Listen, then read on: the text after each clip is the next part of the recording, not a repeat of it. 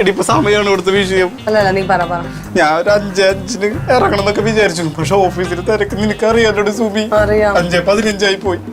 എന്നിട്ട് അവിടെ എത്തിയപ്പോ അവളെ കാണാനില്ല. നിനക്കല്ലെങ്കിലും കൃത്യമായിട്ടുള്ള ടൈമിൽ വരുന്ന ഒരു സ്വഭാവമല്ലല്ലോ. ഒരുമാതിരി പേടിയുടെ ഇടയിൽ കയറി തോക്കൊണ്ട് വെക്കില്ലട്ടോ സുബി നീ. അടിപൊളി. എന്റെ മോന്റെ കയ്യിൽ നിന്ന് പോയി തുടങ്ങിയല്ലോ. ആ പോട്ടെ, എല്ലാം പോട്ടെ. എടാ നീ കാര്യം പറയോ? നിനക്ക് പറഞ്ഞതിന്റെ പൊരുള് മനസ്സിലായില്ലേ സുമി? ആ അത്രേ ഉള്ളൂ. എടി ഞാൻ വിളിച്ചപ്പോ ഉണ്ടല്ലോ അവളെ ഫോൺ സ്വിച്ച് ഓഫ്. ഞാൻ വിചാരിച്ച അവള് വീട്ടിൽ പോയത്.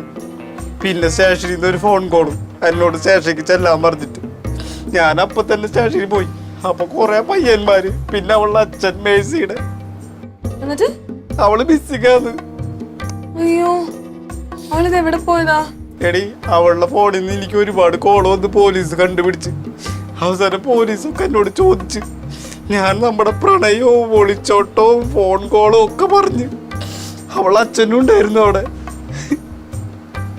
അവസാനം എന്നെ പോലീസുകാരൻ വിളിച്ചോണ്ട് കൊണ്ടുപോയി. അയ്യോ, എന്നിട്ട് അയാൾ നിന്നെ തല്ലിയോ?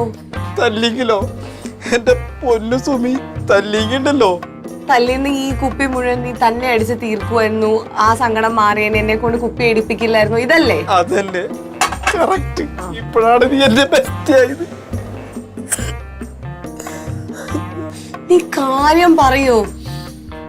ഒരു പോലീസുകാരൻ പറയാ അവള് വേറെ അടുത്തിട്ട് കൂടെ ഒളിച്ചോടി പോയിന്ന്.